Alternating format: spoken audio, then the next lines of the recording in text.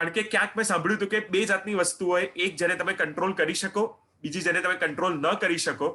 તો અત્યારે બોડીમાં જે થઈ રહ્યું છે એ તો આપણા કંટ્રોલમાં છે નહીં, પણ આપણું મેન્ટલ ફિટનેસ રાખવું એ આપણા કંટ્રોલમાં છે. અને એ હું ખરેખર અનુભવી રહ્યો છું અત્યારે. અને એના ઉપર વધારે ડિટેલમાં આપણી સાથે પાર્થિવભાઈ છે અને દર્શનાબેન છે, જેના પર વાત કરશે. તો થેન્ક યુ અગેન કે તમે બધા અહીંયા જોઈન કર્યું. પાર્થિવ અને દર્શનાબેન, આપનો પણ ખૂબ ખૂબ આભાર. અને હું હવે રિક્વેસ્ટ કરીશ બિશનભાઈને to take the session ahead. Thank you Fenilbhai અને પાર્થિવભાઈ અને દર્શનાબેન, ખરેખર ખૂબ ખૂબ આભાર, તમે સમય ફાળ્યો. પાર્થિવભાઈ ને દર્શનાબેનની હું ઓળખાણ આ વર્ગ અમારા ફ્રેટર્નિટીના સભ્યોને આપવા ચાહું તો હું એટલું કહું કે ભગવાનની ઓળખાણ કેવી રીતે આપવી, અને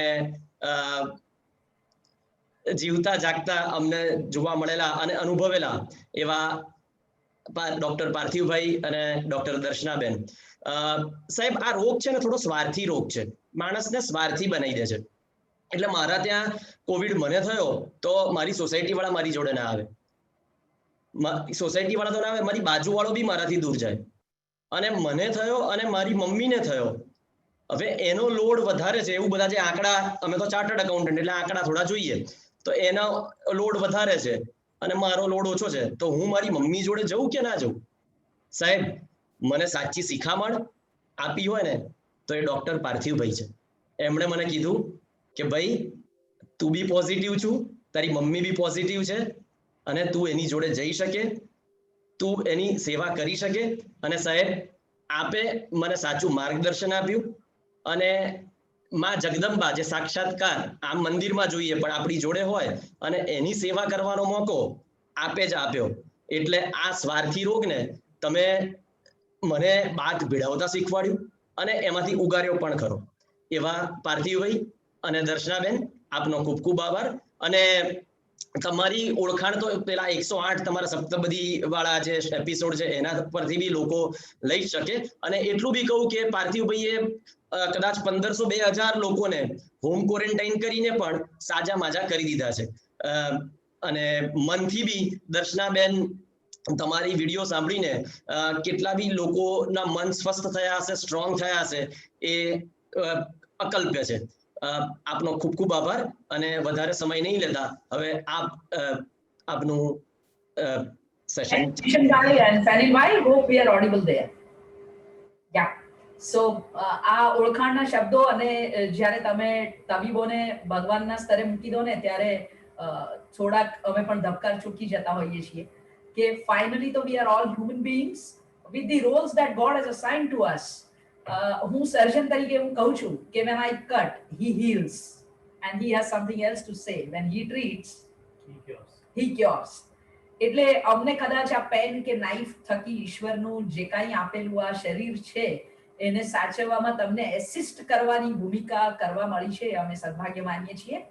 અને આ કાર્યક્રમને એક્ઝેક્ટલી ટુ ધ પોઈન્ટ લઈ જવાનો હોય તો જેમ તમે કહ્યું છે કે ટોપ પ્રાયોરિટી વેલનેસ, અને તમે બધા તો હેલ્થની પ્રાયોરિટીના માણસો છો.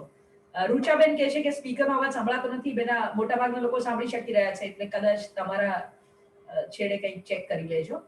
સો જ્યારે કીધું ને કે આ રોગ સ્વાર્થી છે, તો હું એવું કહીશ કે એને જુદી રીતે અને જુદા દ્રષ્ટિકોણથી એમ કહી શકાય કે આ એવો રોગ છે જે આપણને આપણાથી જોડે છે અને સોલિટ્યુડના 14 દિવસ આપે છે, જ્યાં વિઝા વગર ટ્રાવેલ કરી શકાય, પોતાની અંદર જઈ શકાય, પોતાને મળી શકાય અને પોતાનું નવું સ્વરૂપ વધારે સરસ બહાર લઈ આવી શકાય.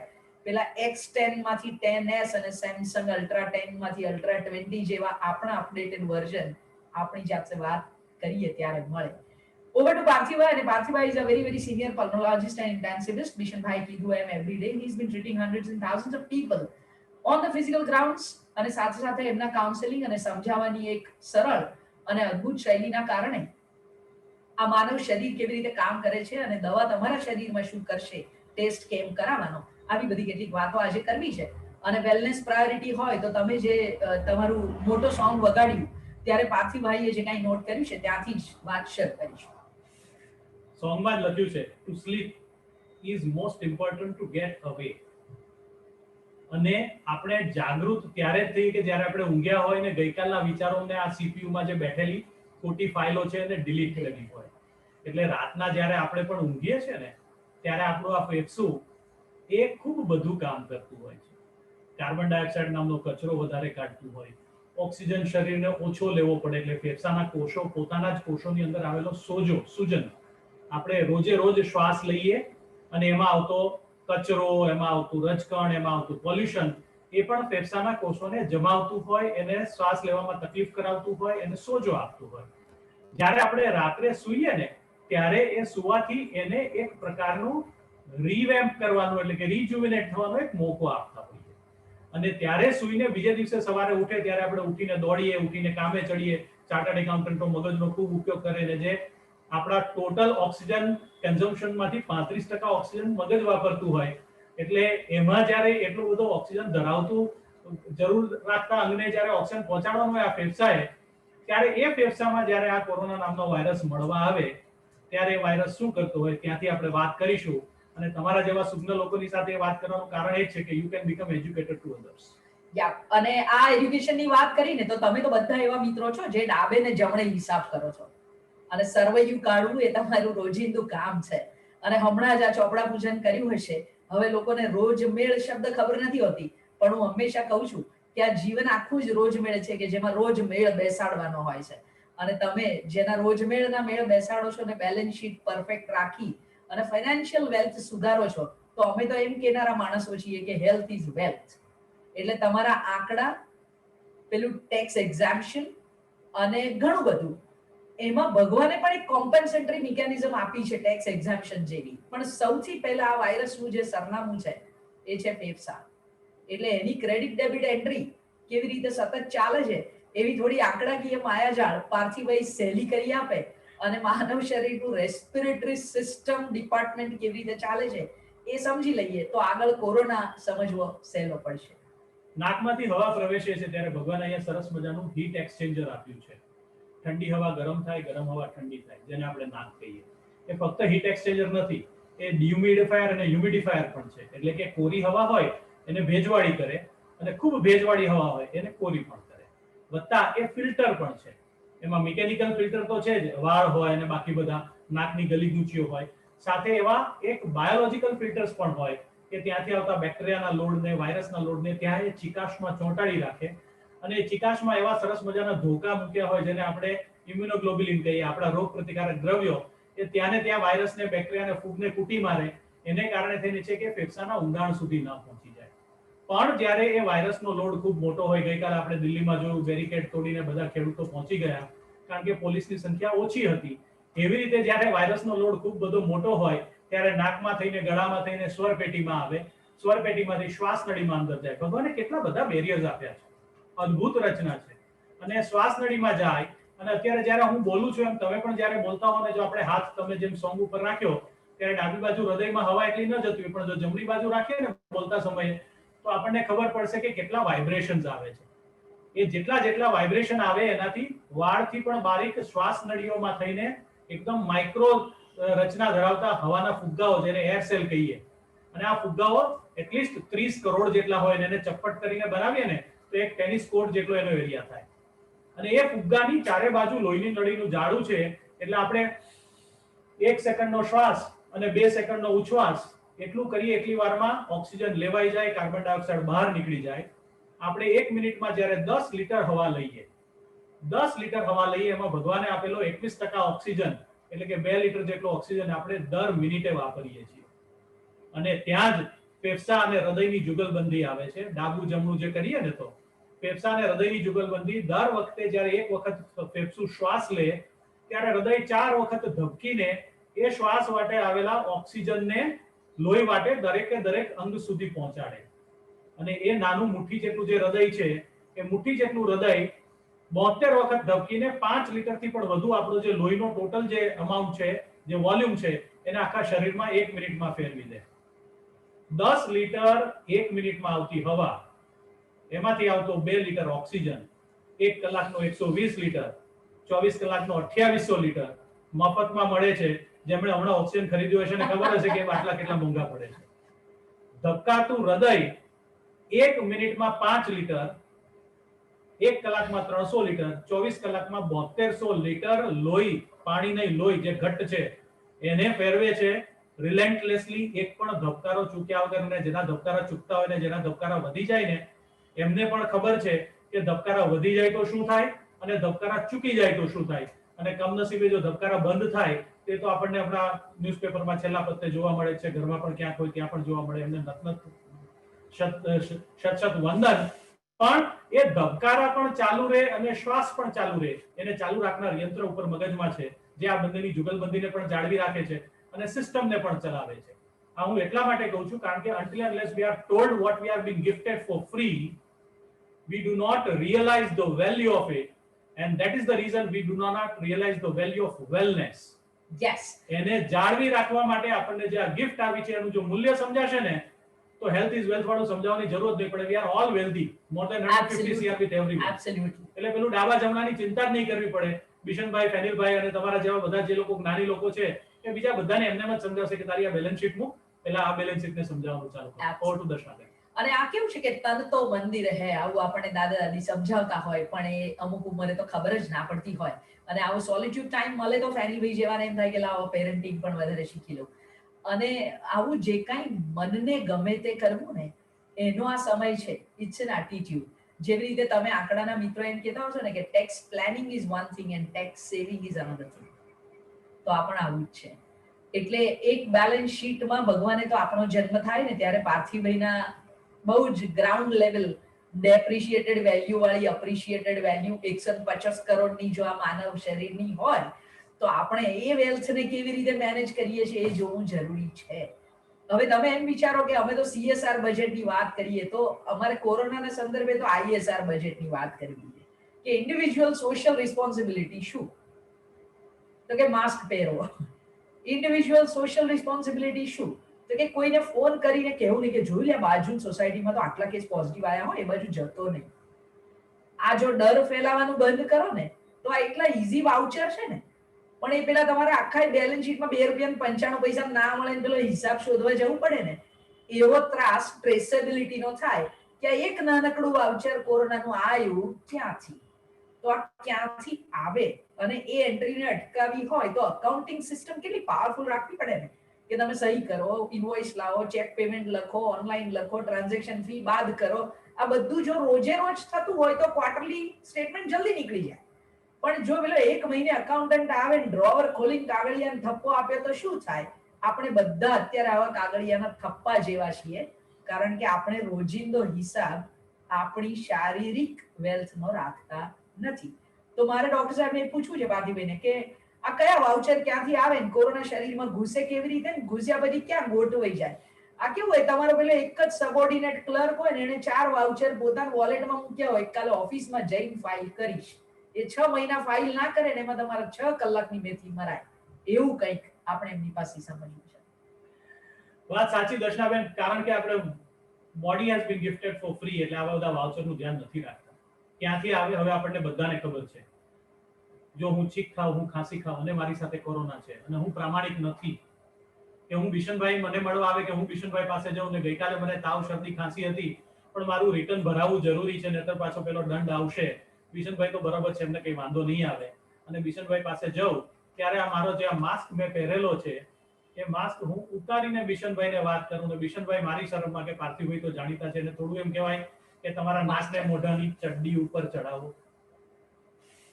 એ જ્યારે સામેવાળાએ માસ્ક ન પહેર્યો હોય ત્યારે એ ગિફ્ટ લાગવાની શક્યતા સૌથી વધારે. એ સામેવાળો 6 ફૂટથી અંદર આવ્યો તો ડેફિનેટલી વધારે. એ આવ્યો અને આપણે એની કોઈ પણ વસ્તુ લીધી, એનો મોબાઈલ મેં હાથમાં લીધો, એને ફોન આપ્યો કે તમે વાત કરો ને કાને અડાડ્યો અને કાન ઉપરથી અડાડીને નાકમાં આંગળી ફેરવી, મોઢા ઉપર આંગળી ફેરવી તો 100% વધારે. આ વાયરસ એવો જિદ્દી છે, આપણે એને આમંત્રણ ના આપીએ અને ખભે બેસાડીને જોડે ન લાવીએ તો એ નથી જ આવતો. પણ જ્યારે આપણે એને આમંત્રણ આપીએ, ખભે બેસાડીને લાવીએ અને આપણા શરીરમાં આવે અને ત્યારે આ વાયરસ એવું માને કે હવે મને એક સરસ મજાનું નવું શરીર બન્યું છે, કારણ કે હું મારી રીતે 1 માંથી 2, 2 નો 4 નથી થતો. મારે કોઈક શરીરનો ઉપયોગ કરવો પડે છે, એ શરીરના કોષોને વાપરવા પડે છે. એ કોષોનું પોતાનું મિકેનિઝમ વાપરી અને હું 2, 4, 8, 16 વધતો જઈશ અને મારું જીવન જાળવી રાખીશ. ત્યારે કેવા શરીરના કોષો આ વાયરસને ગમે? એવું શરીર કે જે 1 ઇંચ પ્રતિ ઊંચાઈએ 1 કિલો વજન ધરાવવાનું હોય, બિશનભાઈની જેમ રાખવાનું હોય, એની જગ્યાએ મારા જોડું હમણાં થોડું વધ્યું આ કોરોના દિવસે એવી રીતે વધારે વજન ધરાવતું હોય, જેનું બ્લડ પ્રેશર 120-80 જાળવી રાખવાનું એની જગ્યાએ 140 90 આ તો ચાલે, આપણને કઈ ખબર નથી, બે ચાર કંઈક મીઠાઈ ખાઈ લઈએ, શુગર વધારે રાખતા હોઈએ, અથવા એવું શરીર કે જે 60 વર્ષથી ઉપરનું છે, જેને કદાચ ભૂતકાળમાં હૃદય રોગ થઈ ગયો છે, જેને કોઈ કેન્સર થયેલું છે, જેને કોઈ બીજી બીમારીઓ છે, જે ફાવે ત્યારે દવા લે છે અને ફાવે ત્યારે દવા મૂકી દે છે, જેને કોઈ ફેફસાનો જૂનો રોગ થયેલો છે અને જાતે 3 મહિનામાં ડાક્ટરી શીખી લે. મજાની વાત એ છે કે ઇન્કમ ટેક્સ નું રિટર્ન ભરવા માટે તો ચાર્ટર્ડ એકાઉન્ટન્ટ નો સિક્કો જોઈએ, પણ આનું રિટર્ન ભરવામાં, દવા લખવામાં ક્યાંય ડાક્ટર નો સિક્કો જોઈતો નથી. 3 મહિને 4 મહિને દવા લેવાની હોય, પછી મને ડાક્ટરી આવડી ગઈ, હું જાતે દવા લેવા માંડું. એવા શરીરના કોષોને કોરોનાને ખાવામાં મજા આવે.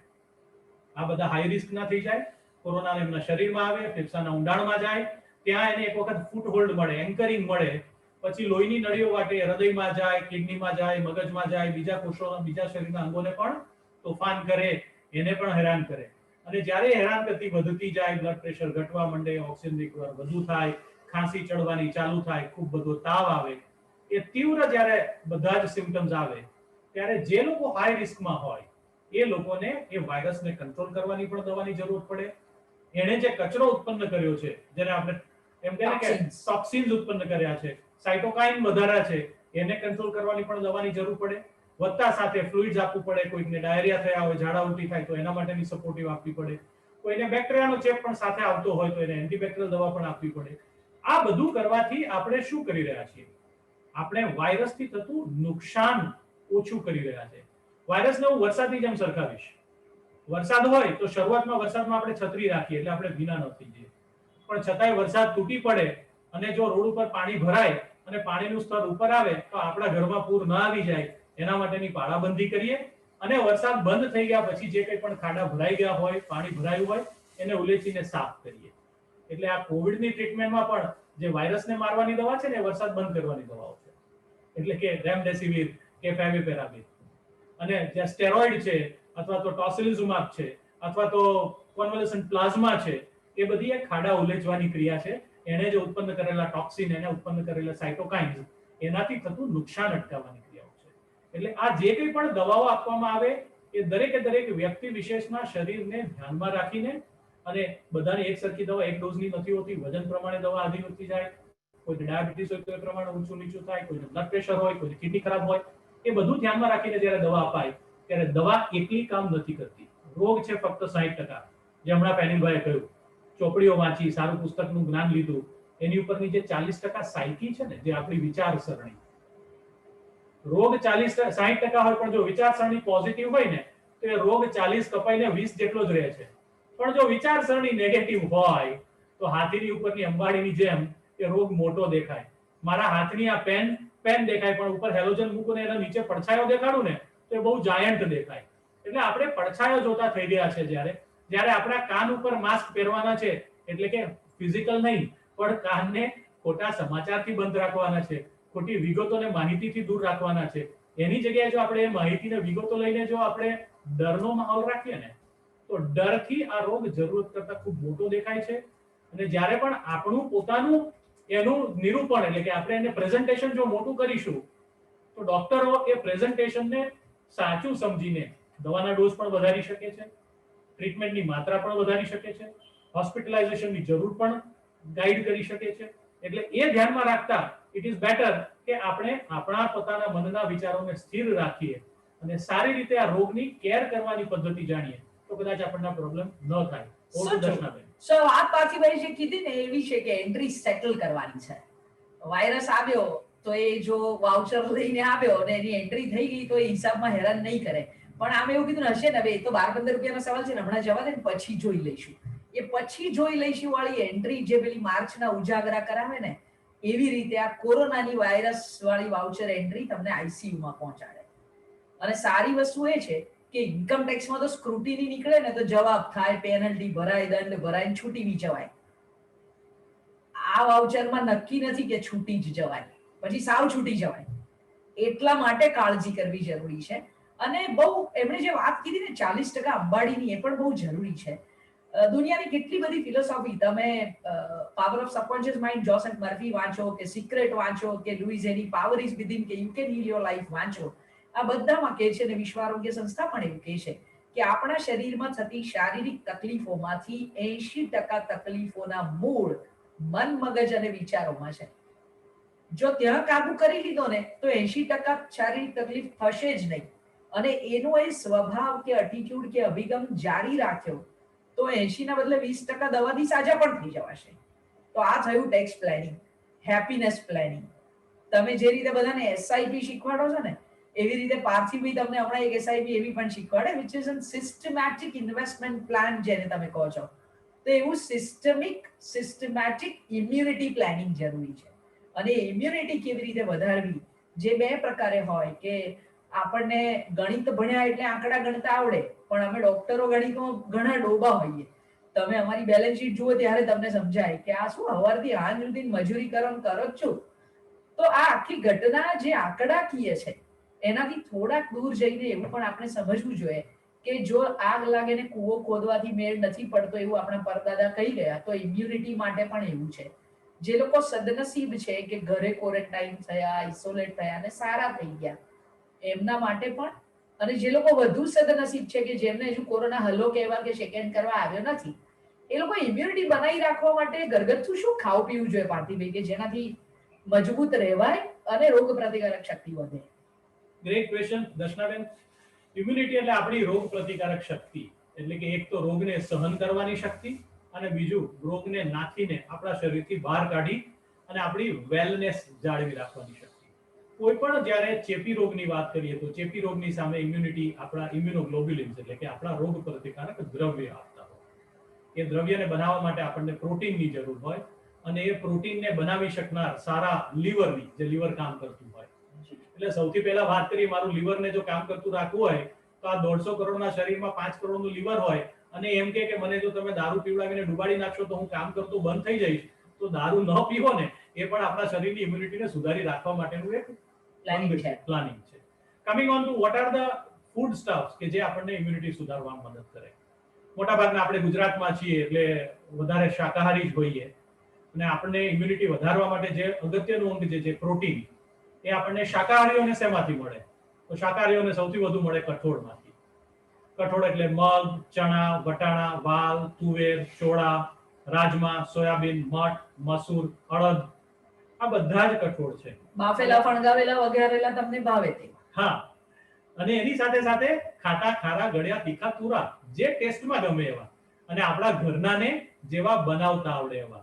દાળિયા પણ ચાલે, ચણા જોર ગરમ પણ ચાલે, દાળિયાની ચીકી પણ ચાલે, મગના પુડલા, મગનું ખીચું, ચણાના પુડલા, વેડમી, ખાંડવી, પાત્રા, બેસન ગટ્ટાનું શાક, ગાંઠિયાનું શાક, મગની દાળનો શીરો, સુરતી ખમણ લોચો, ખમણ ઢોકળા, જે ભાવે ફાવે સદે એવા. પણ હા, જેને મારી જેમ થોડુંક હમણાં ટાયર વધ્યું છે, એવું કોલેસ્ટ્રોલ જો વધ્યું હોય, બ્લડ પ્રેશર, ડાયાબિટીસ હોય, તો એમના ડાક્ટરે ના પાડી હોય એવા ટેસ્ટના નહીં, એવી કન્ટેન્ટના નહીં લેવાના. પછી પહેલો આવે સોર્સ પ્રોટીનનો કઠોળ અને બીજો સોર્સ છે દૂધ, મિલ્ક.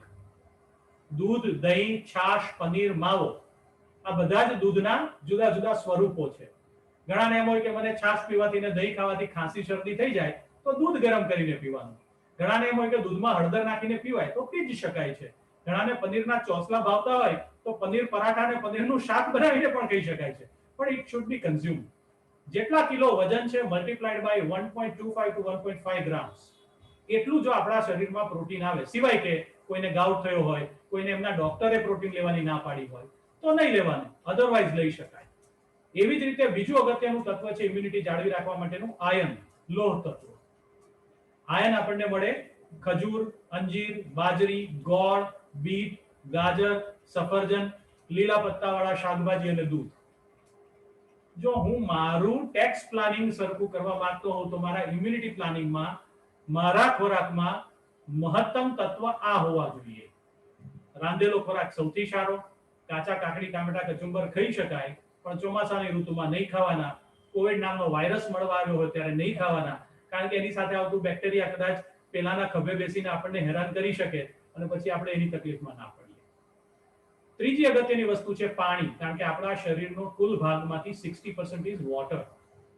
અને એ શંકર ભગવાને નંદીજીને જે કહ્યું હતું ને કે માણસ જાતને કહે છે કે 3 વાર નહાય અને 1 વાર ખાય, એ 3 વાર નહાય એટલે ઉપરથી નાહવાનું નહીં, અંદરથી નાહવાની વાત હતી.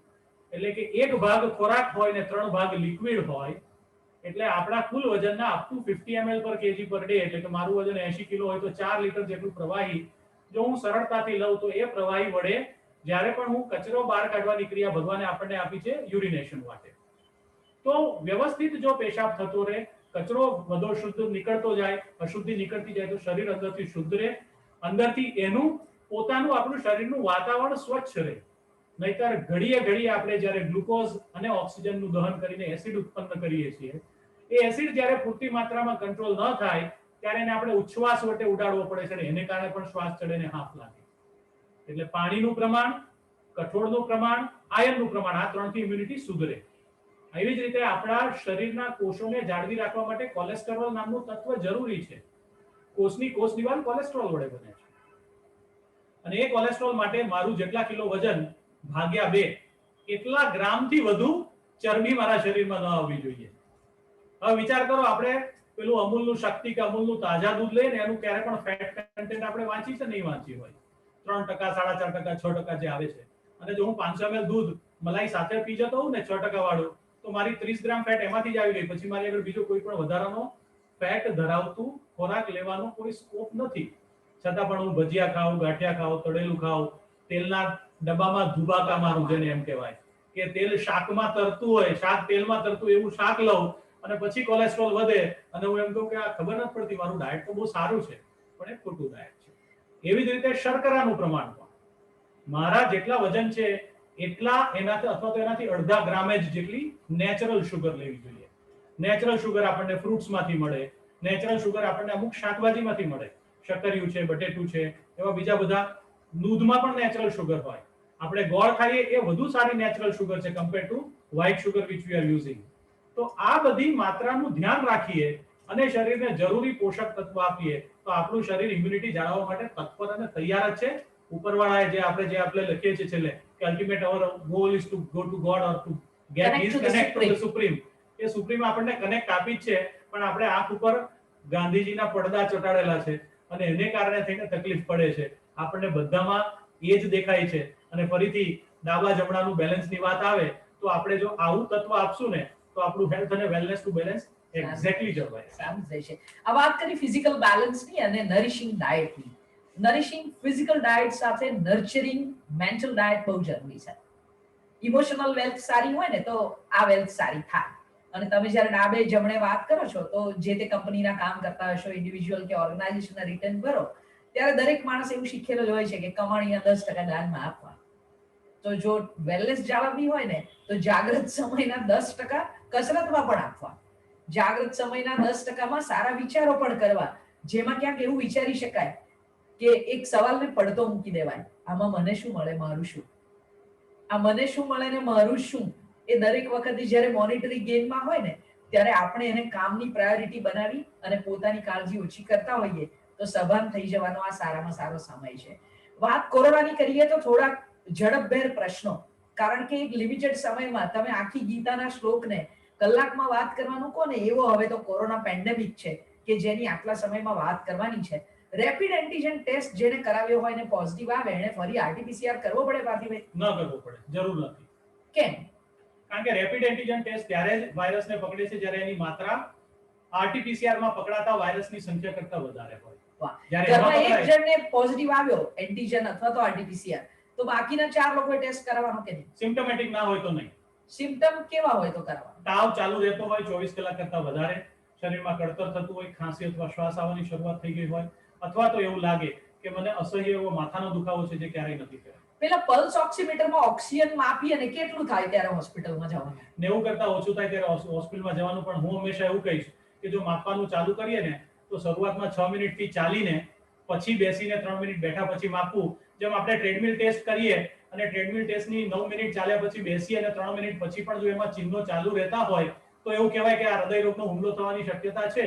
એવી જ રીતે વાવાઝોડું આવે પહેલાના વાદળ શોધવા હોય ને તો 6 મિનિટ ચાલી, 3 મિનિટ બેસી, જે લોકો ચાલી શકતા હોય, જેનું વજન 140 કિલો હોય, હૃદય નબળું હોય, સાંધા તૂટી ગયા હોય, એને નહીં ચાલવું. વિવેક બુદ્ધિ અને સામાન્ય બુદ્ધિ વાપરવી. પણ અધરવાઇઝ યસ, આ કરવાથી આપણે વહેલા પકડીશું. સાબુ અહીંયાથી પણ વાપરવાની છે ને સાબુ અહીંયા પણ વાપરવાનો છે. અને આપણે બધા એટલા રઘવાટિયા માણસો છીએ કે રઘવાટ રોકડો છે ને મને હંમેશા રાજેશ વ્યાસ મિસ્કિનની એક પંક્તિ યાદ આવે, આમ એક જ લીટીમાં એમણે એટલું બધું કહી દીધું છે કે રૂપિયો રળવાની લહાઈમાં માણસ પરચુરણ થઈને વેરાઈ જાય છે. આ વેરાયેલા આપણે 14 દિવસમાં સંકોરાતા હોઈએ છીએ અને નવા સજ્જ થતા હોઈએ છીએ. તો હાથ ધોઈએ ને ત્યારે હવે તમે એવું ધ્યાન રાખજો, અમારે ડોક્ટર સર્જન્સ ને તો 3 મિનિટ સ્ક્રબ થવું પડે છે, પણ તમે જમ્યા પછી કે બહારથી આવીને હાથ ધોવો તો કદાચ કોઈક વાર ઘડિયાળનો કાંટો જોજો 10 સેકન્ડમાં તો નેપકિન વાપરી લીધો હોય. તો આ સાબુથી હાથ ધોવા અને કોરોનાને ગુડ બાય કહેવું, એના માટે 30 સેકન્ડ તમારા હાથની સપાટી પર સાબુ રહેવો જરૂરી છે. એ અહીંયાની સાબુ વાપરવા જેટલું જ છે. જો આ 2 સાબુ વપરાઈ જાય ને તો પેલા મોંઘાદાર સેનિટાઈઝરની બહુ બોટલ્સ ખાલી નહીં કરવી પડે અને પાછું પેલું ફાઇનાન્શિયલ વેલનેસ પણ એના સાથે સરખાયેલું સારું રહેશે. પાર્થિવભાઈને બીજો એક પ્રશ્ન એવી રીતે પણ મારે પૂછવો છે કે જેમ એમણે વાત કરી ને કે નબળું હૃદય હોય નહીં ચાલવાનું, તો તમે લોકો પણ જ્યારે કોઈના માટે લોન અપ્લાય કરો કે કોઈ ફંડ ફ્લો બનાવતા હો તો લોન કેટલી મળે એનો આધાર તો છેલ્લા 3 વર્ષના આઈટીઆર પર હોય, બરોબર ને? તો એવી જ રીતે જ્યારે ડોક્ટર પાસે જાઓ ને ત્યારે છેલ્લા 3 વર્ષના આઈટીઆર ની જેમ જ છેલ્લા 3 વર્ષના હેલ્થ રિપોર્ટ વિશે પણ જાણ કરવી. અને ના જાણ કરીએ ને તો પણ જેમ તમારી બેંક સિબિલ સ્કોર કાઢી લે છે ને એવી જ રીતે અમારી પાસે પણ કેટલાક પ્રશ્નો હોય છે જે તમારી જાણ બહાર તમારા હેલ્થનો સિબિલ સ્કોર કાઢી લેતા હોઈએ છીએ. અને એવા પ્રશ્નો જ્યારે ડોક્ટરો પૂછે ત્યારે આપણી પેલી થોડીક વધારાની 1+2 જેવી હોશિયારીને બાજુએ મૂકીને બધા કાર્ડ ખુલ્લા કરી દેવા. પાર્થિવભાઈને બહુ બધા એવા પ્રશ્નો આવતા હોય છે કે આ ડી ડાયમર આટલું છે સાહેબ, તો આ પેશન્ટની સ્થિતિ વિશે તમે શું કહેશો? તો ડી ડાયમર ક્યારે કરાવો કે નહીં, 15 દિવસ પછી નેગેટિવ થયા કે નહીં એવો ટેસ્ટ કરાવવો કે નહીં, અને એન્ટીબોડી ટેસ્ટ જો પોઝિટિવ આવી જાય તો પછી માસ્ક ના પહેરીએ તો ચાલો? આવો ત્રિપુટી જેવો સવાલ પૂછવો છે. ડી ડાયમર ટેસ્ટ લોહીમાં પરિભ્રમણમાં ક્યાંક અટકાવ છે એના માટેનો ટેસ્ટ છે. લોહીનું પરિભ્રમણ અટકાય તો ફેફસાએ શ્વાસ વધારે લેવો પડે, ધબકારા વધી જાય, ઓક્સિજન ડ્રોપ થાય. એવું કશું જ ના થતું એટલે ડી ડાયમર આઇસોલેટેડ વધારે આવે તો કદાચ ટેસ્ટ રીટેસ્ટ કરીને રીચેક કરવાની પણ જરૂરત હોતી હોય છે. જો દવા ચાલતી હોય, ડી ડાયમર 1500 થી ઓછો હોય તો જનરલ સર્કમસ્ટન્સીસમાં એનાથી ડરવાની જરૂર નથી હોતી. ડોક્ટર એની ઉપર પરિમાણ જોઈને ધ્યાન રાખતા જ હોય છે. એન્ટીબોડી ટેસ્ટ તો એક ફોલ્સ સેન્સ ઓફ સિક્યુરિટી છે. એન્ટીબોડી ડેવલપ થઈ એનો મતલબ કે મને કદાચ નહીં લાગે, પણ એવું બી બની શકે કે એ એન્ટીજન હું લઈને બીજા કોકને આપવા જઈશ, એટલે મારે એનું પણ ધ્યાન રાખવું પડે. અને બાકી બધા જે ટેસ્ટિંગ છે જો એને વ્યવસ્થિત રીતે ટેસ્ટિંગથી આપણે માપતા રહીએ તો આપણને જરૂરથી એમાં સારવારમાં મદદ કરે. ખોટા ટેસ્ટિંગ, રિપીટેડ ટેસ્ટિંગ, ડેઈલી ટેસ્ટિંગની જરૂરત નથી. વાહ, ક્યાં વાત હે! બહુ સરસ વાત પાર્થિવભાઈ જે કરી ને કે રિપીટ ટેસ્ટની દરેક વખતે જરૂર નથી હોતી.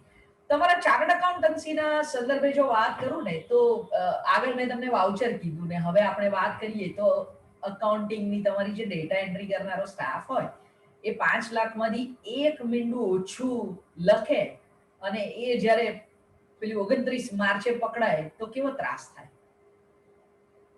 અથવા તો આ ઇન્ટરનેટ બેન્કિંગના જમાનામાં તમારો વિશ્વસનીય સ્ટાફ ઘરેથી કદાચ કોઈક કારણસર સહેજ આજે અણગમો કે સ્ટ્રેસ લઈને આવે અને 5000 જેના ખાતામાં ટ્રાન્સફર કરવાના હોય એને 1 શૂન્ય વધારે લખી અને કન્ફર્મ આપી દે તો શું થાય?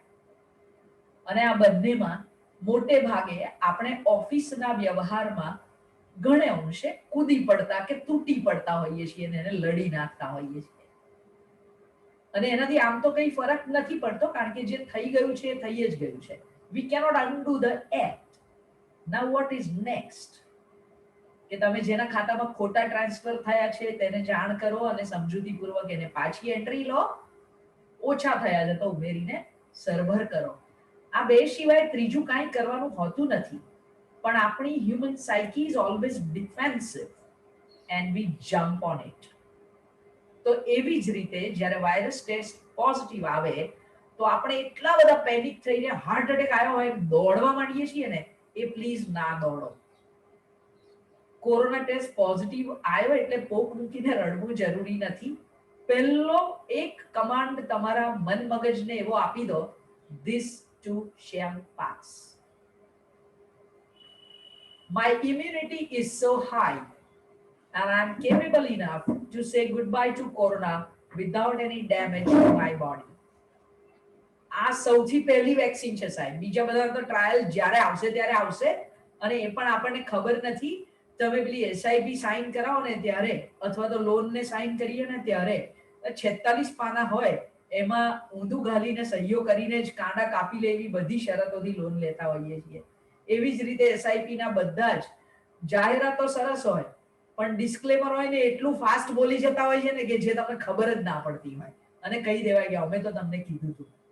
એટલે જેવો ટેસ્ટ પોઝિટિવ આવે તો રડારોડ કરવી નહીં, હાર્ટ એટેક આવ્યો છે એવું માનવું નહીં, ખાટલો મળશે કે નહીં એવી ચિંતામાં ઓળખીતા 4 ડાક્ટરોને કહીને ખાટલો બુક કરાવો નહીં. આ કોઈ પિક્ચરની ટિકિટ નથી કે બાલ્કનીની ટિકિટ મળી જાય ને વહેલી બુક કરી લઈએ તો સારું. ઘરે રહીને ટ્રીટ થવા એવું ડોક્ટર કહેતા હોય તો ભગવાનનો બહુ જ આભાર માનવો. Gratitude is one more wonderful vaccine. If we start making a list, જો જેટલા લોકો ગ્રસ્ત છે, કોરોનાગ્રસ્ત અથવા અન્ય રીતે ક્યાંય પણ અટવાયેલા, એ બધાને એક નાનકડી ટીપ આપી દઉં કે જો રોજે સવારે ઉઠીને પથારીમાંથી પગ નીચે મૂકતા પહેલા આપણે કરાગ્રે વસ્તે કરતા હોઈએ વોટ્સઅપના બદલે બાય ચાન્સ, તો એવી રીતે એટલું કરવું કે ગઈકાલે મારા જીવનમાં શું 5 વસ્તુ સરસ થઈ, અથવા આજે ઉઠતા સાથે મારા અત્યાર સુધીના જીવનમાં જે કાંઈ સારું બન્યું તે માટે હું કોને આજે મનોમન આભાર વ્યક્ત કરવા ઈચ્છું છું. આવું ગ્રેટિટ્યુડ જર્નલિંગ કરતા રહીએ ને તો કોરોનાનો નંબર તો 2020માં રોજ સવારે પહેલો જ આવવો જોઈએ. અને જે રીતે ટેક્સ એક્ઝેમ્પશન ડોનેશનનો આપણને લાભ મળતો હોય છે, એવી જ રીતે આ gratitude is an entry that is exempting you from any illness whatsoever, emotional or physical. પાર્થિવભાઈને આવા ઘડીના ફોન એમને સતાવ્યા કરે અને એમણે હમણાં 24 કલાક ફોન મ્યુટ પર કર્યો જ્યારે અમે 108 એપિસોડ પૂરા કર્યા. તમે જે કંઈ પણ અત્યારે 87 ચાર્ટર્ડ એકાઉન્ટન્ટ મિત્રો જોડાયેલા છો તો એમના માટે મેં ચેટ બોક્સમાં લિંક મૂકેલી છે કે 108 એપિસોડ જે ફેનિલભાઈ કે બિશનભાઈ મેન્શન કરી રહ્યા છે તે તમે ત્યાં જોઈ શકશો. અને luckily Hardik Shah has joined, who was also one of the guests to our episode on financial wealth. તો આ બધી વાતો કરતા કરતા હવે આગળ વધીએ અને તમારે હવે આમ બધું જ બરોબર છે, બેલેન્સ શીટ તમે જોઈ લીધી, તમે તમારી એકદમ નિષ્ણાત નજર નાખી દીધી અને બધું બરોબર છે, તમે પેલું ક્લાયન્ટના ત્યાં સહી કરાવવા મોકલો ને બિફોર યુ સબમિટ, એટલે એક ફોન કરે કે આજે સવારે ક્લબમાં ચાલવા ગયેલો ને તો ફલાણા ભાઈબંધે એમ કીધેલું કે આના બદલે આ ઇન્વેસ્ટમેન્ટ કરે ને તો વધારે રિટર્ન મળે. તમારી પાસે એક ટર્મ છે ROI, રિટર્ન ઓન ઇન્વેસ્ટમેન્ટ, અને અમારી પાસે ટર્મ છે ROI, return on involvement. So let us talk something about involvement of patient and doctor relationship and બાકીના બધા જ સલાહકારો. કોરોના કાળમાં આ દ્રશ્ય કેવું હોય એનું એક તાદ્રશ્ય ઉદાહરણ પાર્થિવભાઈ તમને આપી. કોરોના કાળમાં જ્યારે સિમ્પટમ્સ આવે ને આપણે રેપિડ ટેસ્ટ કરીએ અથવા આરટીપીસીઆર કરીને જ્યારે રિપોર્ટ પોઝિટિવ આવે એટલે જેને ચિઠ્ઠી ફાટવાની હોય અને પાડાવાળા ભગવાનને પેલું લિસ્ટમાં નામ પહોંચાડી દીધું હોય એવી ભાગદોડી ચાલુ થાય. પાડાવાળા ભગવાન એટલે યમરાજ, એટલે કે હવે તો આની ચિઠ્ઠી ફાટવાની, આનું નામ આવી ગયું. અને ત્યારથી પછી જે ખૂણે ખાંચરે જ્યાં જગ્યા મળે, જે ડોક્ટર મળે, જેની પાસે અવેલેબિલિટી હોય, જ્યાં રિસોર્સિસ હોય અને જેટલા રિસોર્સિસ હોય, પછી થાય એવું કે બિશનભાઈ ડોક્ટર છે અને હું ફેનિલભાઈને ઓળખું છું, પૂનમચંદજીને ઓળખું છું, ભાવિનભાઈને ઓળખું છું, નીતુ અગ્રવાલ નામ છે, રોનકભાઈ, બધાને કહું કે ભાઈ ફેનિલભાઈ અરે બિશનભાઈને જરા ભલામણ કરજો કે આપણી ચિઠ્ઠી ફાટવાની છે, જરા ચિઠ્ઠીમાં ધ્યાન રાખે. પણ જેટલા પણ પોઝિટિવ આવે છે એમાંથી 25% તો એવા છે પેલા ગાંડિયા રોકેટ જેવા કે જેમને સિમ્પટમ્સ પણ ના હોય. પછી બાકીના જે 60 થી 65% એવા છે, એટલે કે ટોટલના 85-90% સુધીના જેને માઇલ્ડ સિમ્પટમ આવીને જતા રહે. એમાં આપણી રોગ પ્રતિકારક શક્તિ, હમણાં ગ્રેટિટ્યુડ વાળી વાત આવી, ઇમોશનલ ઇમ્યુનિટીની વાત આવી, એ બધું આવી ગયું. છતાં પણ કદાચ દવાની જરૂર પડી, દવા કઈ આપીએ છીએ આપણે? તો દવા એ આપીએ છીએ કે જેનાથી ફેફસામાં આવેલો વાયરસ નીકળી જાય, શરીરમાંથી આવેલો વાયરસ ઇનએક્ટિવ થવામાં મદદ કરે. એ આપણા ફેફસામાં, આપણા શરીરમાં ક્યાંય પણ સ્ક્રેચીસ ના મૂકે. નાના છોકરાના હાથમાં હીરાકણી આપ્યો અને જ્યાં ત્યાં કાચ ઉપર લીસોટા મારે ને એવી રીતે આ વાયરસ ફેફસાના ગમે ત્યાં લીસોટા મારતો હોય છે. હવે તકલીફ એ છે કે લીસોટા ગણવાની ક્રિયા આપણે સીટી સ્કેનથી ભારત વર્ષ સિવાય બીજે ક્યાંય વપરાતી નથી. એ સિમ્પ્ટોમેટિક વ્યક્તિ પણ સીટી સ્કેનના ટેબલ ઉપર સુઈ આવે અને ગણી આવે કેટલા લીસોટા થયા. એ લીસોટા એટલે 25 રૂમ વાળા ઘરમાં અથવા તો 25 ડબ્બાવાળી ટ્રેન જેના એક ડબ્બામાં 50 સીટ છે, એવા 50 સીટ વાળા ડબ્બામાંથી 1 કે 2 કે 3 સીટ ઉપર એ વાયરસ ક્યાંક ટપકું મૂકી આવ્યો છે, એ ગણવાની ક્રિયા છે. જો મને ઓક્સિજન ઓછો થતો નથી, જો મને ખાંસી ચડતી નથી, જો મને તાવ ચાલુ નથી, તો મારે સીટી સ્કેન નામનું એ ઇન્વેસ્ટિગેશનની કોઈ જરૂર જ નથી. કમનસીબી એ છે દર 2000 સીટી સ્કેને કદાચ એક જણને આવતા 6 થી 8 વર્ષમાં કેન્સર થવાનું હશે તો કરશે, અથવા નહીં થવાનું હોય તો થશે, because it is a radiation exposure. Unnecessary radiation exposure has been the utmost in India in COVID era. સાદા એક્સરે માં પણ ધાબા જોઈ જ શકાય છે, સક્ષમ આંખો જોઈ શકે અને સારો એક્સરે બતાવી શકે. It is man behind the machine, જેમ not તમારા only the investigation. જેમ તમારા જેવા નિષ્ણાત ચાર્ટર્ડ એકાઉન્ટન્ટના હાથમાં બેલેન્સ શીટ આવે તો ખબર પડે કે આમાં ક્યાં ગોટો માર્યો છે, લોચો માર્યો છે. સાહેબે આટલું બતાવ્યું નથી, કંઈક અહીંયા લોચો છે, આપણે જરા રીચેક કરવું પડશે. So that is where is the importance. પણ આ આપણે કરીએ છીએ એનું કારણ જેમ એમણે કહ્યું ને, મુલાકાતીઓની જગ્યાએ મુકાલાતી થઈ જાય. 5 મિનિટની મુલાકાતમાં પછી લા પાછળ જાય ને કા આગળ આવી જાય, માનસિક મુકાલાત કરી નાખે. તું ફલાણો ટેસ્ટ કરાવ, તું ફલાણું કરાવ, તું આ દવા લે, આ મારા મિત્ર ડોક્ટર છે, આપણે એમની સાથે સલાહ કરીએ. હવે હું મારી ફાઇલ વિશનભાઈને આપું અને ક્રિમિનલ લોયર મારો મિત્ર છે એ કે ના બસ તારી આ બેલેન્સ શીટમાં તું આટલું કર, એટલે ભલે ભીષણભાઈએ સલાહ જે આપી હોય પણ હું પેલાનું માની અને ઊંધું કરું, પાછી સાબુ ને વિવેક બુદ્ધિ બંને અને વાપરવી પછી પડે. હું ભીષણભાઈ પાસે જઉં કે સાહેબ આ તો કર્યું પણ હવે તો આ તો આપણી ચોરી પકડાઈ ગઈ, તો પછી ત્યારે આપણે એમ કહીએ ને કે ભાઈ તમે જે સલાહ માની એમની સલાહ માનતા રહો, એમને કહો, કારણ કે ભાઈ ક્રિમિનલ વાળો છે એટલે અહીંયા ચોરી કરીએ તો ક્રિમિનલ વાળા પાસે જવું પડે, તો પછી એ તને બચાવશે. આ ઇનડિરેક્ટ સિમિલી એટલા માટે આપું છું કે જેમની પણ પાસે આપણા જે ડોક્ટર હોય, આપણા ફેમિલી ડોક્ટર હોય, આપણા સ્પેશિયાલિસ્ટ હોય, એમની પાસે જે કહેવાય ને કે ડાક્ટર, સુયાણી અને વકીલ, તમે પણ વકીલોમાં જ આવો એકાઉન્ટ્સ માટેના, પણ એમની પાસે ક્યારે પેટ છુપાવવાનું નહીં. એટલે કોઈ પણ મિત્ર ડોક્ટર હોય, કોઈ મિત્ર ભાવે સલાહ આપી હોય, કોઈએ અહોભાવે આપી હોય, જે રીતે આપી હોય, એ સલાહનું તમારા ડોક્ટર પાસે કમ્યુનિકેશન, પ્રોપર કમ્યુનિકેશન કરવું.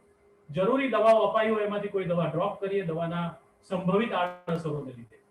અમદાવાદથી વડોદરા જવાનું હોય તો વડોદરા જતા આપણે રસ્તામાં એકાદ ગાડી ઊંધી પડેલી પેલું દેખાતી હોય, કોઈનું ટાયર બસ થયેલું દેખાતું હોય, કોઈને બ્રેક ફેલ થાય ને ક્યાંક સ્ક્રેચીસ પણ દેખાય, તો એ બધા અમદાવાદથી વડોદરા જાય જ છે, કારણ કે જવું જરૂરી છે.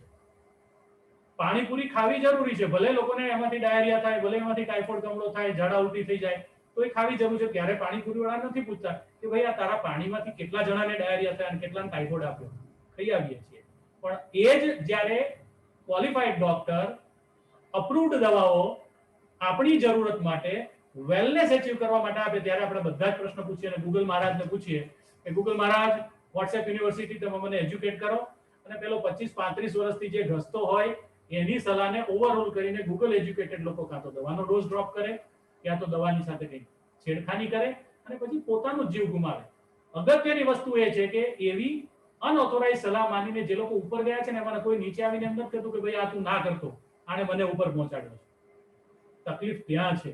The reason I am telling it in a lighter way is it is the time for us to arise awake and be on the track till we achieve the goal of getting wellness. Perfect. એટલે જો સો એ વસ્તુ પ્રાયોરિટીની કોઈ જો વાત કરવાની હોય ને તો બીજું એવું પણ પૂછવું છે કે તમે લોકો જેમ આંકડાના માણસો છો અને લોન લેવા જઈએ ત્યારે પેલી આવક કેટલી છે એ પ્રમાણે લોનની અમાઉન્ટ મળે. નવો પ્રોજેક્ટ કરવો હોય તો પાછલો ગ્રોથ રેટ કેવો છે એના પ્રમાણે આગળ જવાય. આ જેમ તમે બધું ધ્યાન રાખતા હો છો ને એવી રીતે જ કેટલા બધા કોરિલેશન જોઈએ. મારી પાસે પેપર ઉપર ગમે તેટલું કશું પણ હોય ને મારું બેંક બેલેન્સ ઊંચું હોય, એ કદાચ પેલી ટેમ્પરરી એન્ટ્રી ક્રેડિટ કરાવીને પણ ઊંચું હોઈ શકે છે. આવી સમજણ અમારા કરતા તમને તો વધારે જ છે, એ પછી વિઝા પ્લાનિંગ હોય કે લોન પ્લાનિંગ હોય.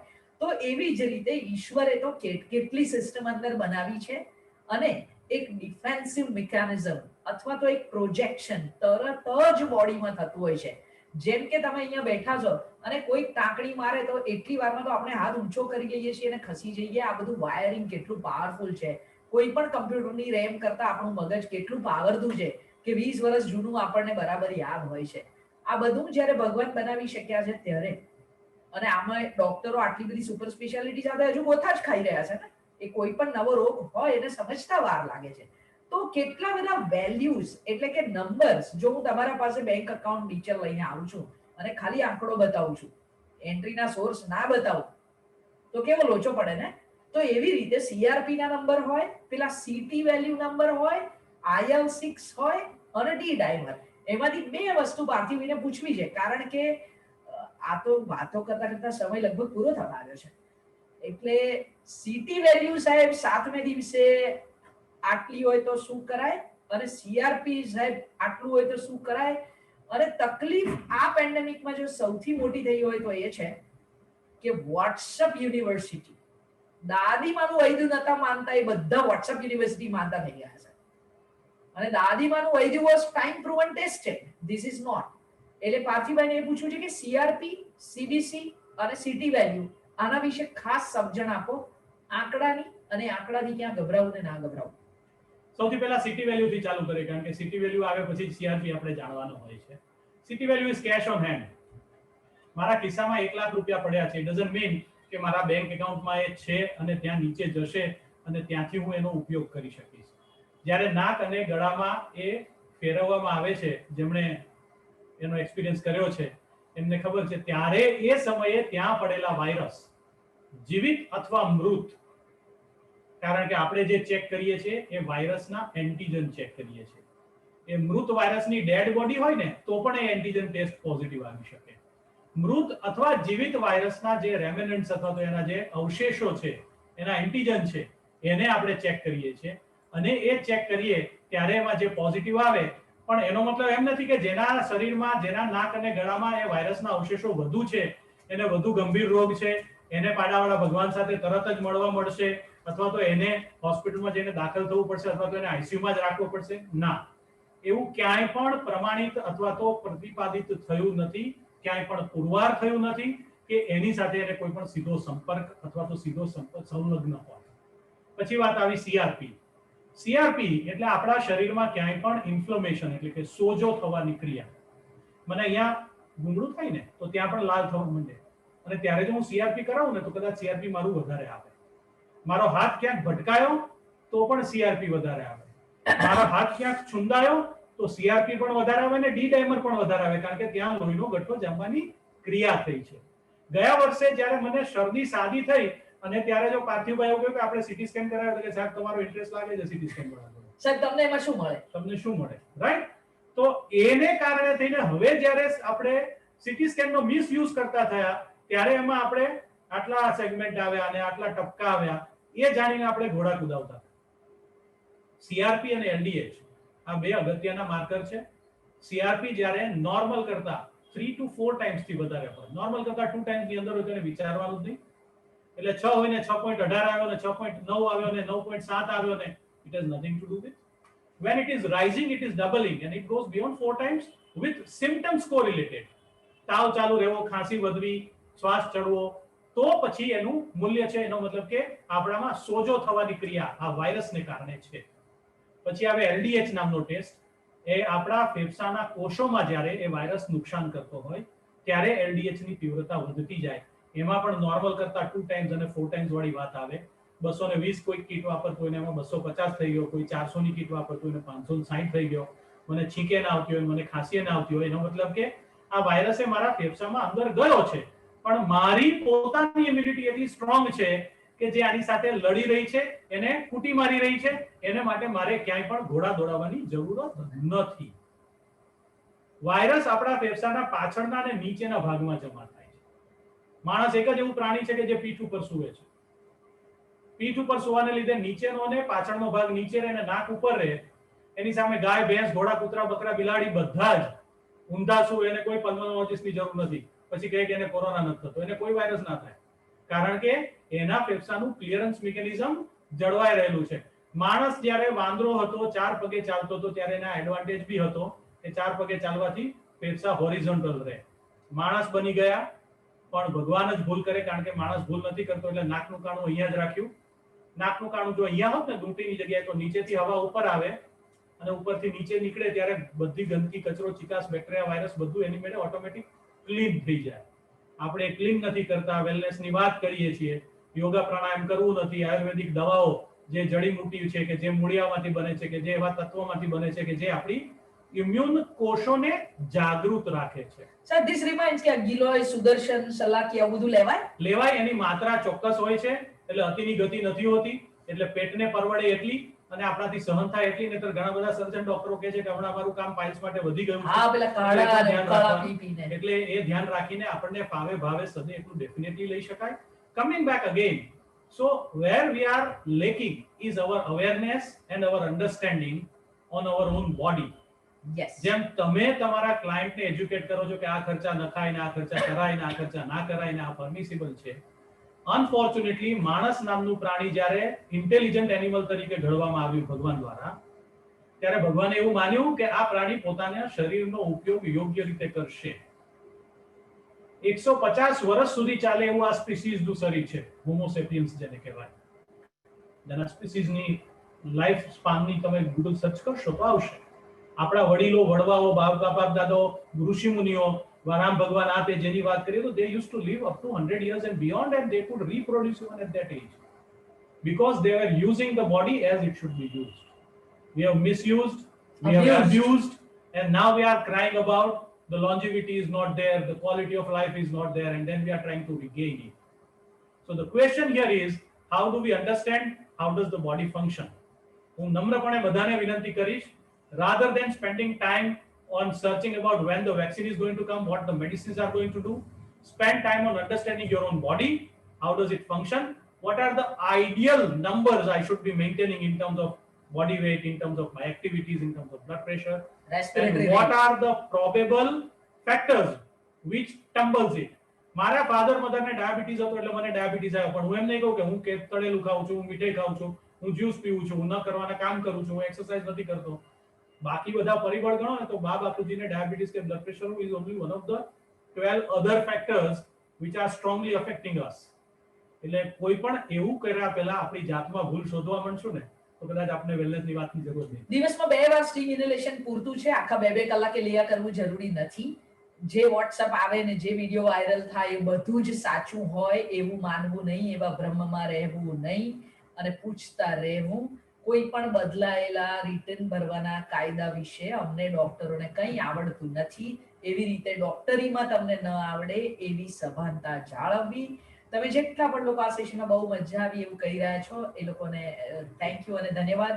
All credit goes to Fenilbhai and Bishanbhai for creating an opportunity to co-create this space of awareness in this corona pandemic which has taken millions of lives across globe. પણ આપણે જાન હે તો જહાન હે એવું માનીને વર્ક ફ્રોમ હોમ પરત્વે પણ જો અભિગમ બદલીએ અને ફેનિલભાઈની જેમ પોઝિટિવ ઉપયોગ કરીએ સમયનો તો આ સમય પણ જતો રહેશે. નોર્મન વિન્સેન્ટ મિલરની ચોપડી મને અત્યારે યાદ આવે કે આમ tough time do not last but tough people do. So that toughness is not stubbornness, it's about the resilience and strength. જેવી રીતે ફિનાન્શિયલ રેઝિલિયન્સ અને જે લોકો પુસ્તકો વાંચો છો તો I would highly recommend HBR series, Harvard Business Reviews on emotional resilience. It's an amazing series of books. અને can I join after the office after 12 days? Question for Parthibai. 12:35 થઈ છે. As promised, we are here at 60 minutes. We don't mind continue for a couple of more minutes. પણ તમે આંકડાના માણસ છો અને અમે સમયની પાબંદીના. કદાચ 5-10 મિનિટ વાત કરવી હોય તો અમને વાંધો નથી. You may put questions on the go as you are asking. સાહેબ 7મે દિવસે 12મે દિવસે ઓફિસ 9 જવાય થી 12મા દિવસે આપણે બીજા કોઈને ચેપ ન આપી શકીએ, પણ સરકારે જે પરિમાણ બનાવ્યું છે 14 દિવસ સુધી ઘરમાં રહેવાનું, એનું કારણ જ એ છે કે there is a variability અને ત્યારે જોવામાં આવે છે કે 14 દિવસ પછી ઇન્ફેક્ટિવિટી 0 થઈ જાય છે પ્રેક્ટિકલી. એટલે 14 દિવસ સુધી રહેવું. એટલે મેં બહાર રહ્યા હોઈએ તો 14 રહી રહેવું. ઓફિસ આપણા ઘરેથી ચાલતી હોય તો ચલાવવી, ફોન ઉપર ચાલતી હોય તો ચલાવવી. હા, ફોનની વાત આવે ત્યારે ખાસ જ્યારે આ વાયરસ શરીરમાં આવે ને એટલે પેલું હાથમાં વાગ્યું હોય ને ફ્રેક્ચર થયું હોય તો ઓર્થોપેડિક સર્જન હમણાં ડોક્ટર કેતુલભાઈ મને ક્યારના ફોન કરી રહ્યા છે કે ઇમરજન્સી હશે, હું જાણી શકું છું. તો એ જ્યારે ઓર્થોપેડિક સર્જન પ્લાસ્ટર મારે ને એનો મતલબ કે હાથ હલે નહીં, અને એ હાથ જો હલે નહીં તો એનું રૂઝાવાની ક્રિયા જલ્દી થાય. આપણે ફોન ઉપર ચોંટ્યા રહીએ અને જ્યારે આપણે હાથ અહીંયા બોલતા મૂકીએ ત્યારે ખબર છે કે અંદર કેટલા બધા વાઇબ્રેશન આવે છે. જેટલું વધારે બોલીએ એટલું વાઇબ્રેશન, ઊંડો ઉતરવાનો વાયરસ અને એનાથી થતો સોજો. એ સૂજવાની ક્રિયા વધારીએ આપણે વાયરસને મદદ કરીએ છીએ. આપણા ધંધાના ટાર્ગેટ પૂરા નથી કરી રહ્યા, આપણા સ્ટાફને ગાઈડ નથી કરી રહ્યા, આપણે પાડાવાળા ભગવાનને આપણા ઘરની દિશા બતાવી રહ્યા છીએ. સો બેટર કીપ મમ, masterly inactivity, get into a sleep mode or hibernation, whatever it can be named. Covid Vipassana આપણા સ્ટેટસમાં જો આવી જાય ને તો કોઈ જ પ્રોબ્લેમ નથી. क्या बात है. પ્રશ્ન એક એવો પણ છે કે જો ઘરમાં બધા જ પોઝિટિવ હોય તો માસ્ક કમ્પલસરી પહેરવો પડે? ના, 100% नहीं, कारण के फरीथी બધા એક ડાલ કે પંછી એક સાથ બેઠ सकते हैं, પણ ડેફિનેટલી બહારની કોઈ પણ વ્યક્તિ આવવાની હોય ઘરમાં કંઈ પણ આપવા માટે, કંઈ પણ ક્લીનલીનેસ કરવા માટે, કે આપણી મેડિકલ ટીમ જે આપણને ચેક કરવા આવતી હોય 104 ની ટીમ, તો એમના ઘરમાં આવ્યા પહેલા આપણે એટલીસ્ટ 5 થી 10 મિનિટ પહેલા આપણા બધાના માસ્ક હોવા જોઈએ, કારણ કે જો આપણે ખાંસી ખાધી હોય તો એમાંથી નીકળેલો વાયરસ ત્યાં જમીન ઉપર પણ પડ્યો હોય, કોઈ સરફેસ ઉપર બી પડ્યો હોય, અને આપણે એક પ્રામાણિક, લો અબાઇડિંગ અને એક સુગ્ન નાગરિક તરીકે બીજા કોઈને પણ જો એ નુકસાન ન કરી એનું ધ્યાન રાખતા હોય તો આનું ધ્યાન રાખવું. વધારેમાં વધારે દિવસમાં કેટલી વાર નાસ લઈ શકાય, સ્ટીમ ઇન્હેલેશન લઈ શકાય? જ્યાં સુધી આપણું નાક ને ગળું રડે નહીં ત્યાં સુધી, પણ અધરવાઇઝ 2 વખત ઇઝ ફાઇન, એટલું એનાથી વધારે જરૂર નથી. ચારવી ગોધવાનીનો પ્રશ્ન છે કે which test we should go for, rapid antigen or RT-PCR? જો મને ચિહ્નો છે અને રેપિડ એન્ટીજન પોઝિટિવ આવે તો RT-PCR ની જરૂર નથી. ચિહ્નો ચાલુ રહે અને રેપિડ એન્ટીજન નેગેટિવ આવે તો છતાં મારા ડોક્ટર મને કહે કે મને ચોક્કસ શંકા છે કે તમને કોવિડ જ છે તો RT-PCR કરાવવો જોઈએ. પરફેક્ટ, ક્યાં વાત હે. હવે આ છે ને મારે પણ આવું થતું હોય છે કે જ્યારે હું શાળા કોલેજીસમાં ભણાવવા જાઉં, ટીનેજ હેલ્થ એજ્યુકેશન, પહેલેથી કીધું હોય કે તમારા મનમાં પ્રશ્નો હોય પૂછજો, પણ પતે ને પછી જે પ્રશ્નનો મારો ચાલુ થતો હોય છે, which is also happening here. Let us try for 5 minutes. Yes, Ruchaben, the series is HBR, Emotional Resilience. Emotional Intelligence is one more book into that part.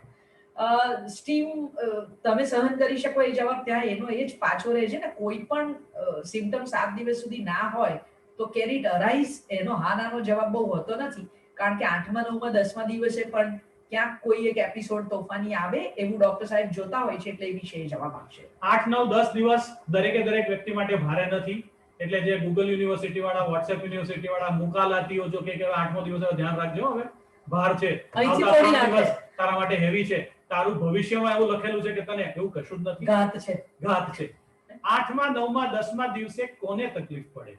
જેણે 1 થી 7 દિવસમાં કોવિડ વિપશ્યના નથી કરી, ફોન ઉપર ચોંટેલા રહ્યા છે, ફિઝિકલ એક્સરસાઇઝ ચાલુ છે, ગુસ્સો કર્યો છે, ઝઘડાખોરી કરી છે, માથાકૂટ કરી છે, બ્લડ પ્રેશર વધાર્યું છે, પાણી પ્રવાહી પીધું નથી, દવાઓ જે આપી છે એ દવા એ ડોઝમાં લીધી નથી, ટેલિવિઝન સેટ પર જોયું છે, ડોક્ટરો લૂંટી લે છે, હોસ્પિટલો ખોટા બિલ બનાવે છે, આવી કેટલી બધી નેગેટિવ ઇન્ફોર્મેશન નાખી છે, અને એ 7 દિવસ સુધી સુસુપ્ત રહેલા વાયરસને એની જ્યારે પણ હુમલો કરવાનો જે ટાઈમ ફ્રેમ આવે, અને 7 એટલે ફક્ત 7 દિવસમાં સુસુપ્ત નથી, એટલે 1 ના 2, 2 ના 4, 4 ના 8 કરવાનું ચાલુ કરી દીધું છે.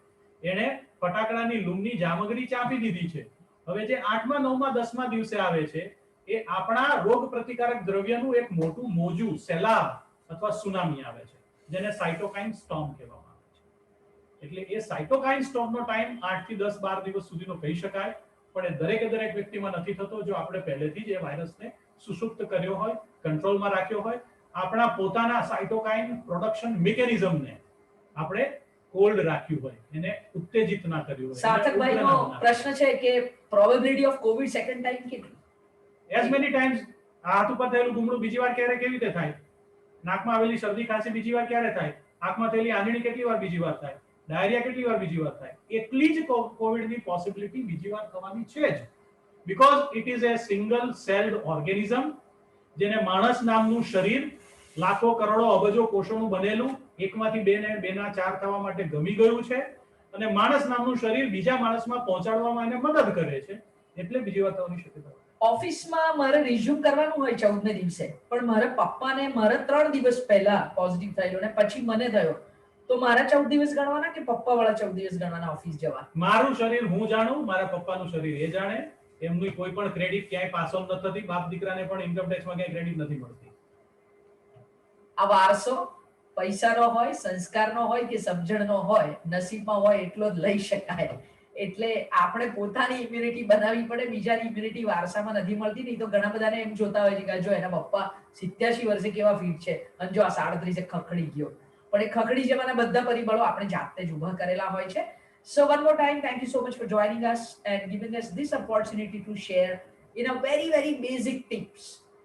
અને વિશનભાઈ શરૂઆતમાં કીધું હતું એમ જ કે હું વ્યવસાય ગાયનેકોલોજિસ્ટ હોઉં અને છતાં પણ ઇમોશનલ હેલ્થ વિશે કામ કરવાની મારી પેશનના કારણે હું આ કરી શકું, અને પાર્થિવભાઈ ઇન્ટેન્સિવિસ્ટ હોવા છતાં આટલા બધા કોવિડ પોઝિટિવને રોજે ટેલિફોનિક, ઝૂમ અને રૂબરૂ જોવા સાથે આ અવેરનેસનો સમય અમે બંને ડોક્ટર્સ કાઢી રહ્યા હોઈએ તો એનો સિંગલ પોઈન્ટ એજન્ડા એટલો જ છે કે સમાજમાં પ્રવર્તેલા આ પેન્ડેમિકના ડરને ઓછો કરવો, ગેરમાન્યતાઓને સાફ કરવી અને સાચી માન્યતાઓને ક્યાંક કોરી પાટી પર લખવી અને ખોટી લખાયેલી ભૂંસવી. તો અમારો આ ઉદ્દેશ જો તમારા એસોસિએશન કે ઓર્ગેનાઇઝેશન થકી જે તે મિત્રોના જીવનમાં નાનકડો ફેરફાર કરી શકશે તો we think it's worth investing time. Thank you so much. Thank you so much sir. સર્વે ભવંતુ સુખીના, સર્વે સંતુ નિરામયા, સર્વે ભદ્રાણી પશ્યંતુ, મા કશ્ચિત દુઃખ ભાગવે. સર, તમે અમને અમારી ભાષામાં અમારો રોજમેળ બેસાડી આપ્યો. અમારા બેંક રિકન્સિલિએશન કે હેલ્થ અને વેલનેસ ના રિકન્સિલિએશન્સ તમે સેટ કરી આપ્યા. એક્સરસાઇઝ, મેન્ટલ, ફિઝિકલ હેલ્થ કેવી રીતના સારી રાખવી અથવા તો એની વેલ્યુ કેવી રીતના ઇન્ક્રીઝ કરવી, એટલે જે અમે જેના અને અમારી ભાષામાં આમ કહેવાય કે ડોક્ટરના પ્રિસ્ક્રિપ્શન ખાલી દવા વાળો વાંચી શકે, પણ તમારી જે ભાષા છે આજે અમારી ભાષામાં આવીને તમે અમને જે સમજાવ્યા સાહેબ, એ બદલ આપનો આભાર માનીએ એટલો ઓછો છે. અને પ્રાર્થના કરીએ કે ભગવાન તમને ખૂબ જ શક્તિ આપે અને તમારી એ શક્તિથી અમારી ભક્તિ વધે અને અમે બી લોકોને આજુબાજુમાં આ રોગ જ્યારે ફેલાઈ રહ્યો છે ત્યારે સૌને મદદરૂપ થઈ શકીએ અને હિંમત આપી શકીએ, એવી તમે અમને હિંમત આપેલી જ છે. તો આપનો ખૂબ ખૂબ આભાર. સૌ મિત્રોને જે જોડાયા અને જે ખરેખર ડરેલા છે અત્યારે, કારણ કે બધાને ડર લાગી રહ્યો છે, પણ ડોક્ટર સાહેબોના આજના ડિસ્કશનથી હું ચોક્કસપણે એવું કહીશ કે તમે બધાનો ડર ભગાવો અને પોતાનું મન અને એને થોડું મક્કમ કરી અને આની સામે આપણે બધા જોડે રહી લડીએ અને ભગાડીએ તો આપણી બેલેન્સ શીટ એકદમ ટેલી થઈ જશે. Thank you so much.